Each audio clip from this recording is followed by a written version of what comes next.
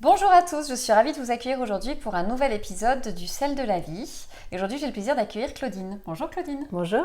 Alors cet épisode va être un petit peu particulier parce qu'on va mélanger et le sel de la vie, donc les histoires de vie sur la résilience, et en même temps le podcast du sel de la vie parce que Claudine est aussi une professionnelle que j'avais très envie de vous présenter. Alors Claudine, est-ce que tu peux te présenter en quelques mots s'il te plaît ? Oui, alors je m'appelle Claudine Rabot, je suis hypnothérapeute, magnétiseuse, je fais du développement personnel, je suis coach en développement personnel et en éveil spirituel et je suis médium. Alors comment c'est venu à toi tout ça et qu'est-ce qui s'est passé dans ta vie pour que tu arrives à exercer ce métier-là ? Alors, toute petite, j'avais déjà ces capacités d'entendre. Je ne savais pas à qui je parlais, mais je parlais. J'entendais des voix, je sentais des présences, mais je ne savais pas très bien à qui je parlais. Et puis, donc je parlais, j'en parlais pas trop autour de moi parce que pour moi, c'était quelque chose que tout le monde faisait. Donc j'étais tout le temps en train de parler. Quand j'étais à ma chambre, j'étais tout le temps en train de parler avec eux, de les sentir. Je rigolais même avec eux. Et puis on me reprochait souvent d'être la tête dans la lune en fait, et qu'il fallait que je sois un peu plus ancrée. Même à l'école, on me reprochait d'être trop souvent dans la lune et puis de ne pas être assez ancrée. Donc en fait, comment ça s'est passé ? À force de me le faire ce reproche-là, j'ai commencé par arrêter tout ça et puis me mettre un peu plus ancrée. Donc c'est à l'adolescence à peu près où j'ai arrêté tout ça. J'en parlais pas trop. Et puis donc j'ai fait des études, j'ai commencé à avoir quelques entreprises en commerce, dans le commerce et dans l'événementiel. Et là j'avais absolument tout, mais il me manquait quelque chose. J'étais pas super heureuse alors que j'avais tout. On m'a proposé de venir voir des bouddhistes et j'ai assisté à des séances de bouddhisme, j'ai assisté à une retraite bouddhiste et là ça a été quelque chose qui a été important pour moi. Sur le coup, je comprenais pas trop, je suis rentrée un petit peu sceptique et puis quelques jours après ça a commencé à trotter dans ma tête et là du coup je suis revenue voir ces bouddhistes et je leur ai posé beaucoup de questions et j'ai compris que je n'étais pas à ma place là où j'étais. Malgré tout ce que j'avais, j'étais pas heureuse. Et je me rappelle être rentrée et m'être dit, j'aimerais tout perdre pour faire comme le phénix renaître de mes cendres. Pour le coup, c'est ce qui s'est passé, j'ai tout perdu. Mais il faut faire attention à ce qu'on dit. Faire très attention à ce qu'on dit. Et là, j'ai tout perdu et là, ça a été très difficile. Quand je dis que j'ai tout perdu, c'est tout. Absolument tout. Je suis repartie à zéro. Ta société Tout, ma société, j'ai perdu des amis parce que quand on n'a plus d'argent, on n'a pas beaucoup d'amis. Je me suis séparée de mon copain à l'époque, j'ai tout perdu. Tout perdu, donc ça a été très très difficile. Et c'est à ce moment-là que mes capacités sont revenues. À l'époque, je sentais les guides, je leur parlais même aux défunts, mais je ne les voyais pas. Et je me rappelle un soir être chez moi. C'est ce que je te racontais, d'être chez moi et être très malheureuse et m'adresser au guide en disant j'aimerais bien qu'on me serre très très fort dans ses bras et qu'on me console. Et à partir de ce moment-là, j'ai senti comme des ailes qui me serraient très très fort. Et là, je me suis mis à pleurer parce que c'était une émotion très très forte. Et j'ai commencé à les voir. Et là, ça a été le début. Ça a continué après à les voir un peu plus. Et les défunts, je les ai vus la première fois où je me suis mis à soigner quelqu'un. Autre que mes amis, ma famille, je soigne une dame un jour et cette dame, elle avait une cinquantaine d'années et elle vient pour que je la magnétise, donc j'étais en train de la magnétiser et puis à un moment donné, je la magnétise puis je vois comme une ombre à côté, je ne sais pas trop regarder, je regarde puis je vois un jeune homme qui me parle, et il était très insistant. Et il voulait que je donne un message à la dame qui était là. Et moi, je voulais pas, j'irais me prendre pour une folle. Donc, je commence à pas trop le regarder. Puis, il insistait. Puis, à un moment donné, je lui dis, Madame, je suis désolée, mais il y a un homme qui est à côté de moi. Et alors, je lui décris comment il est. Et il me dit de vous dire ça. Et là, elle se met à pleurer. Et je me suis dit, oh là, qu'est-ce que j'ai fait ? J'ai fait une bêtise, je savais pas trop, je comprenais pas. Alors, je m'excuse auprès de la dame en disant, mais je suis désolée, vraiment, je suis désolée pour ça. Elle me dit, non, soyez pas désolée. Elle me dit, c'est mon grand frère. Et la dame, elle avait à peu près une cinquantaine d'années. J'ai dit non madame, moi l'homme que je vois il est plus jeune, il doit avoir 25-26 ans. Et elle me dit oui. Et en fait je le voyais avec un casque de moto. Et elle me dit, et je lui décris, elle me dit oui parce que quand il est mort il avait 26 ans, il avait un casque de moto. Et en fait c'était son frère qui me parlait et qui lui donnait des messages. Ça a été la première la première expérience très forte que j'ai vécue. Et puis après, à fur et à mesure que j'ai commencé à faire des soins, j'ai pu commencer à avoir les défunts. Ça s'est passé comme ça. Qu'est-ce qui, tout d'un coup, t'a propulsé pour faire les soins? C'est-à-dire que, voilà, tu savais que tu avais ces dons-là, mais tu avais choisi une autre voie. C'est le fait vraiment de tout perdre, où tu as eu le déclic de te dire, finalement, je vais accepter ce don-là et je vais... Les deux. Le fait de tout perdre m'a permis de faire une introspection sur moi, d'essayer de me connaître, parce qu'en fait, on croit se connaître, des fois, on ne se connaît pas. De savoir ce que j'aimais, ce que je voulais faire, qui j'étais en fait. Et puis là, c'est à partir du moment où j'ai accepté qui j'étais. C'est-à-dire, j'ai des capacités, j'entends, je ne peux pas faire autrement que d'entendre. Et de toute manière, c'est comme si je n'avais pas le choix. À bout d'un moment, c'était comme si je n'avais pas le choix, parce que plus je refusais, plus j'entendais, et plus, ça arrivait. Donc j'ai fini par l'accepter, et à partir du moment où je l'ai accepté, tout était très très fluide. C'est passé tout avec facilité. Et dans ta famille, comment ça a été perçu ça? Est-ce que c'est quelque chose qui est déjà dans la famille ou... Oui. D'accord. Dans ma famille, il y a des personnes qui ont la capacité de trouver l'eau, de sentir l'eau, des sourciers, on appelle ça les sourciers. Oui, dans ma famille, il y a aussi des médiums, il y a aussi des soigneurs, donc oui. D'accord. Mais on n'en parle pas. Ok, donc ça a été perçu comment alors, le fait que toi tu l'exposes Ils ont été surpris sans être surpris en fait. C'est-à-dire qu'on leur avait déjà dit, j'étais toute petite, on leur disait mais elle a quelque chose, un jour elle va voir, elle va entendre, elle a quelque chose. Mais moi je ne voulais pas entendre parler parce qu'après à l'âge de l'adolescence, je ne veux plus entendre parler de ça. Je voulais vraiment avoir un vrai métier parce que je voyais bien que les gens ne comprenaient pas, je voyais bien que j'étais un peu différente aussi et je voulais vraiment être dans le moule. Donc je n'en parlais pas trop. Après ça a été perçu, mais sauf qu'on ne savait pas à quel degré. On savait pas, voilà, on pensait que j'avais des capacités pour soigner, mais que un jour j'allais voir et entendre, mais on ne savait pas à quel degré. Et puis voilà, après, bon, t'acceptes. Quand tout à l'heure tu as dit j'arrive à les voir, est-ce que tu peux nous dire à quoi ça ressemble un guide? Alors ils ont plusieurs formes, ça peut être des énergies, tu peux voir des jolies énergies avec des couleurs, soit ils peuvent se montrer sous une forme humaine on va dire pour moins te faire peur, mais leur vraie essence c'est une forme d'énergie. Et alors quand ils se montrent sous une forme humaine, ils vont se montrer avec leur caractère. On peut les voir très grands, très imposants, on peut les voir aussi des fois plus âgés, on peut les voir... En fait, il faut savoir que les guides nous ressemblent. D'accord. Ils sont vraiment en lien très fort avec nous et ils nous ressemblent. Donc, en fonction de ta personnalité, ton guide il va être comme toi. On a tous des guides? Tous. Et tu perçois toujours les guides des gens? Alors, oui, parfois. Alors, des fois, ceux des autres, je vais les entendre. Des fois, je peux les voir. Ça dépend s'ils veulent se montrer. Des fois, ils me parlent parce que c'est plus facile pour eux de te parler. Mais oui, je peux voir les guides des autres personnes. S'ils se présentent, bien sûr, je peux les voir. Ouais. Il faut que tu demandes, il faut que tu te connectes. Ou c'est par exemple, je dis n'importe quoi, tu fais la queue à la poste et là, tout d'un coup, tu entends un message pour la personne devant toi ou Non, parce que j'ai passé des accords, on va dire ça comme ça. C'est-à-dire que... c'est quelque chose qui fait partie de moi, mais je m'accorde du temps aussi pour moi. C'est-à-dire que quand je suis, par exemple, dans mon cabinet et que je reçois les personnes, s'ils ont des messages à faire passer, je vais les faire passer. Si je les vois, je vais leur parler. S'ils ont besoin de me parler, je vais leur parler aussi. Mais après, je m'accorde des moments pour moi. Il y a des endroits où ils n'ont pas le droit de venir, c'est chez moi, dans ma maison. Mais après, des fois en soirée, je peux être avec des amis, j'ai des messages, je vais les donner. D'accord. Mais après, en dehors, voilà, vraiment, je fais un petit peu de séparation parce qu'autrement, ça peut être très, très envahissant aussi. Donc, oui, j'allais dire, tu coupes. Donc, tu arrives à couper on-off quand tu as envie. D'accord. Et même les défunts sont très, très respectueux de ça. C'est-à-dire que comme ils ont très envie de parler, de communiquer, si on leur dit non, là, c'est pas le moment, ils sont respectueux parce que ils se disent, bon, peut-être qu'après, elle ne voudra pas donner le message. Donc, c'est très, très respectueux. Si quelqu'un vient te voir, alors déjà, pour quel type de problématique on peut venir te voir, te consulter au cabinet? Pour plein de choses, si ça va être, par exemple, pour entrer avec l'hypnose, ça peut être tout le manque de confiance en soi, des phobies, des peurs, ça peut être des addictions, ça peut être pour plein de raisons en fait, parce qu'avec l'hypnose tu peux changer beaucoup, ça peut être aussi des régressions dans les vies antérieures, parce qu'il y a beaucoup de gens qui aiment bien savoir qui ils ont été dans des vies antérieures, pour comprendre aussi pourquoi ils ont des schémas dans cette vie-là aussi.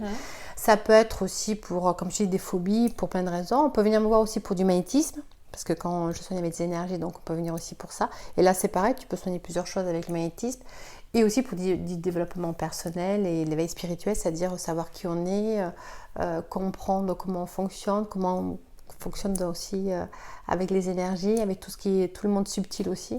Donc pour plein de raisons en fait. Oui, donc tu as beaucoup de casquettes en fait. Il y a toute cette partie soins, Oui. la partie hypnose, donc tu t'es formée à l'hypnose en plus, Oui. voilà. Oui.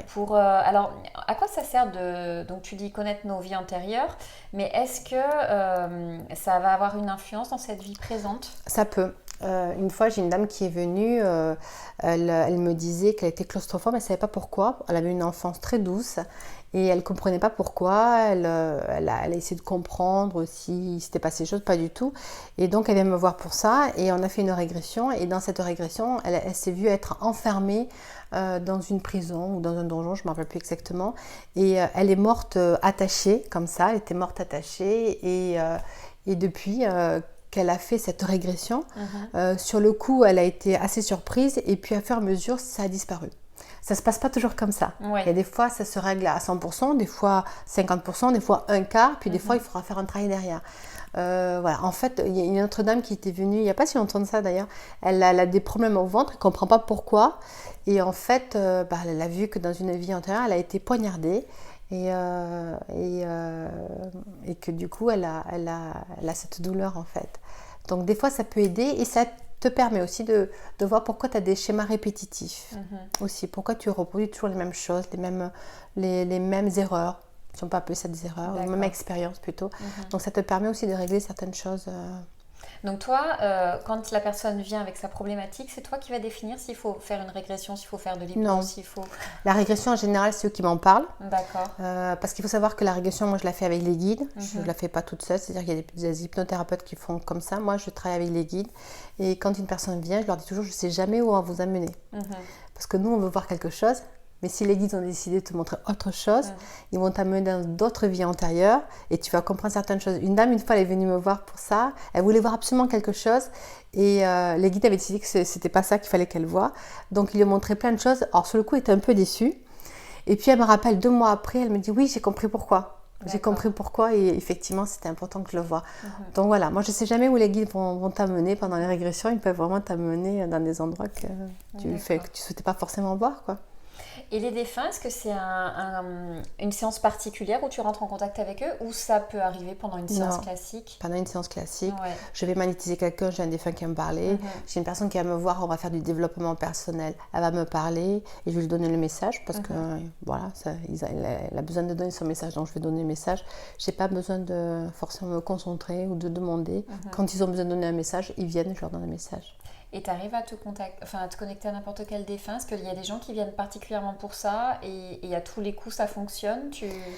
Alors, je veux toujours rester dans le cadre du soin, parce que c'est la voie que j'ai choisie. Par contre, quand ils viennent et qu'ils sont là, les défunts, je donne le message. Mais faire juste des séances de médiumnité pure, je ne le fais pas vraiment, à part pour certaines personnes que je connais, ou que voilà, ils sont déjà venus me voir plusieurs fois.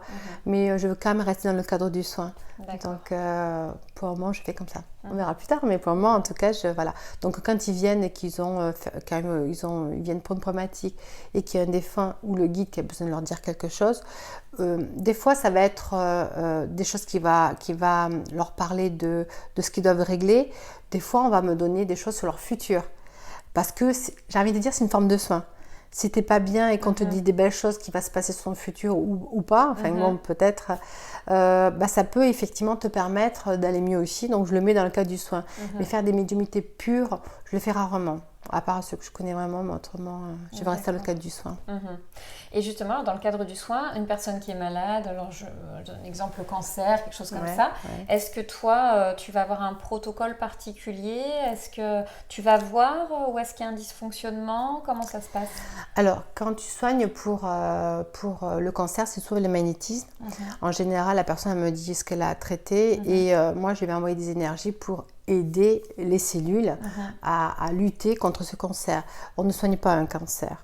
On peut l'apaiser, on peut donner de l'énergie au corps pour se battre contre ce cancer, mais on ne guérit pas. Ce serait mentir de dire qu'on soigne quelqu'un avec un cancer avec le magnétisme. C'est pas vrai. C'est un fait, tu vas donner de la force au corps pour qu'il puisse lutter, pour se défendre, mais tu ne guéris pas un cancer. Ce qui va permettre de guérir, c'est déjà la personne, et puis c'est tout le protocole qu'elle va avoir derrière avec le médecin, voilà. Mais toi, tu vas juste aider en fait le corps à se défendre. D'accord, donc c'est plutôt un accompagnement là, oui, voilà, un accompagnement secondaire à la médecine classique. Voilà, exactement. Oui, d'accord, ok. Est-ce qu'il y a des problématiques sur lesquelles tu es particulièrement forte ou je sais pas, un truc où tu sais que vraiment souvent ça marche super bien Ah, ça dépend. En fait, tout dépend de la personne.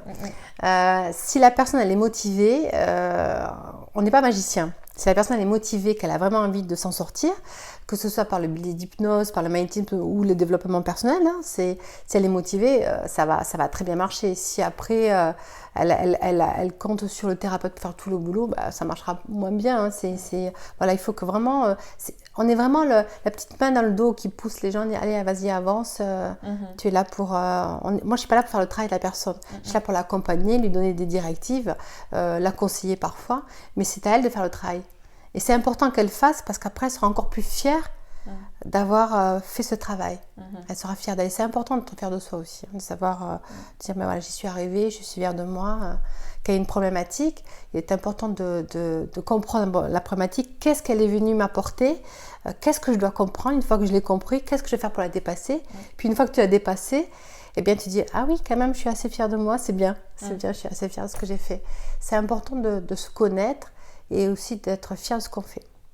Qu'est-ce qui t'a aidé, toi? Parce que tu as quand même un parcours de vie où à un moment donné, tu as tout perdu. Tout le monde ne connaît pas ça dans sa vie. C'est très dur. Quelles ont été tes ressources à toi pour faire face à ça dans ta vie? Une force de caractère sûrement. J'entendais, moi j'avais la chance d'entendre, d'être, quand j'avais des coups de mou, que ça allait pas bien, surtout que je me suis retrouvée presque seule. J'ai toujours cru en moi déjà. Je me suis jamais laissée abattre. Et puis, j'ai toujours été encouragée, donc j'ai cette capacité-là qui m'a beaucoup aidée. Ils m'ont beaucoup suivie, ils m'ont toujours aidée, ils m'ont toujours portée. Donc, c'est vrai que quand on a la chance d'entendre, c'est facile quand même. C'est un peu plus facile que une personne qui n'entend pas, qui doit faire face à ces problématiques. Donc, je dirais un petit peu tout ça. Le bouddhisme m'a aidée aussi beaucoup, parce qu'on apprend que tout, c'est pas une fatalité. Donc le bouddhisme m'a beaucoup aidée et puis aussi la force de caractère forcément. Donc si tu avais un message d'encouragement à faire passer aux gens, c'est de leur dire qu'ils ne sont pas seuls finalement. On n'est jamais seuls. On n'est jamais seul. On est entouré de nos guides, on est entouré de nos défunts, on n'est jamais seul. Et puis ce qui est important, c'est de savoir qu'on est important. Chaque âme est importante. Chaque personne est importante. Il faut vraiment croire en soi, il faut vraiment comprendre qu'on est venu expérimenter quelque chose. On a choisi le scénario dans lequel on vit, notre vie, mais on peut aussi modifier certaines choses. Les choses ne sont pas toujours figées. Oui, c'est ça, parce que tu sais, il y a toujours cette problématique avec la voyance, etc., la médiumnité, où on se dit, ah là, ça doit être comme ça, mais on a quand même un libre arbitre. Bien sûr. Ce qui est marqué, c'est que tu ailles du point A au point B, ça c'est marqué. Le chemin que tu vas emprunter, soit c'est une ligne directe, soit tu passes par des chemins tortueux, et puis tu as des rencontres et des difficultés, mais ce qui est sûr, c'est que tu arriveras au point B.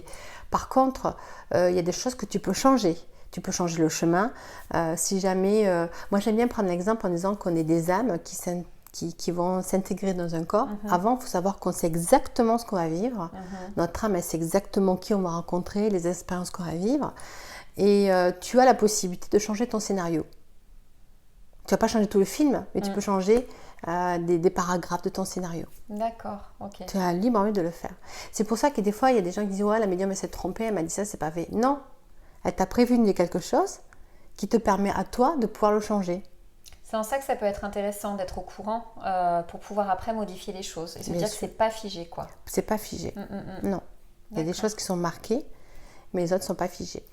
Alors tu fais des ateliers donc pour aider les gens à développer leurs dons, c'est ça? Oui, leur capacité, oui. D'accord. En fait, il faut savoir qu'on est tous médiums, on est tous magnétiseurs, à des degrés différents. Il y en a qui sont venus ici, qui sont incarnés pour pouvoir être médiums installés, puis des autres personnes, ou magnétiseurs, dans les soins énergétiques en tout cas. Et puis, il y a ceux qui ont cette capacité, parce qu'on l'a tous, mais qui s'en serviront soit pour leur famille, ou soit pour leurs proches. Voilà.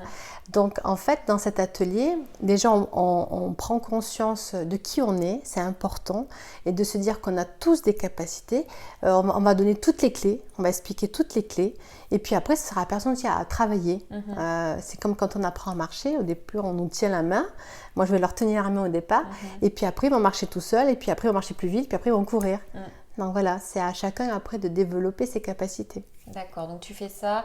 Tu as un site internet sur lequel on peut trouver tes... Il est en construction. D'accord. Par contre, je noterai ton Facebook et ton Instagram, voilà. Tu notes les dates. Là, voilà, je vais faire des petites vidéos aussi, je vais expliquer un petit peu ce que c'est CLAM et tout ça, enfin, des petites choses qui sont les guides aussi. Oui, voilà, ça, c'est intéressant. En conclusion, qu'est-ce que tu pourrais dire? Qu'est-ce que ces épreuves t'ont apporté finalement? Qu'est-ce que ça a changé en toi de vivre tous ces passages? Oh là là, beaucoup de choses. Déjà, j'étais beaucoup dans la colère. Dans la compétition. On m'avait construite comme ça aussi, parce qu'on me disait arrête de rêver, il faut que tu aies un vrai métier, il faut que tu réussisses, il faut que tu fasses tout ça. Bon. Pas que ma famille, la société aussi. Et du coup, en fait, depuis que j'ai fait tout ce travail-là, je me sens en plein accord avec qui je suis. Je me sens libre et heureuse. Je suis en paix et je suis très épanouie. Et je pense que lâcher toutes ces colères et tout ça, ça procure un bien-être incroyable en fait. Et ça nous porte. Après, même toutes ces émotions dites négatives sont bonnes aussi. La colère, il faut savoir que la colère, la peur, la culpabilité, c'est des vrais poisons pour le corps. Mais il en faut un petit peu, parce que rien n'arrive par hasard. Si elles existent, c'est pour une raison. Si par exemple tu marches dans la rue et que tu sens qu'il y a quelque chose derrière qui n'est pas très sain, vite tu vas avoir peur, tu vas avancer, tu vas te réfugier dans un magasin. Ben là, la colère, elle est bonne. La peur, elle est bonne. Par contre, si tu l'as tout le temps à l'intérieur, tu la ressens, là, elle est très très mauvaise. Pareil pour la colère, des fois le fait d'être en colère pour se booster, ça c'est bon. Si tu es tout le temps en colère, c'est pas bon. Donc tu vois, toutes ces choses dites négatives, elles sont aussi intéressantes. Mais c'est une question de dosage. Voilà, il ne faut pas trop en avoir. Donc tout ça, ça m'a permis de comprendre tout ça, d'être apaisée, d'être sereine et enfin d'être moi. Et je suis juste à ma place en fait. Super. Voilà. Merci beaucoup Claudine. Avec plaisir.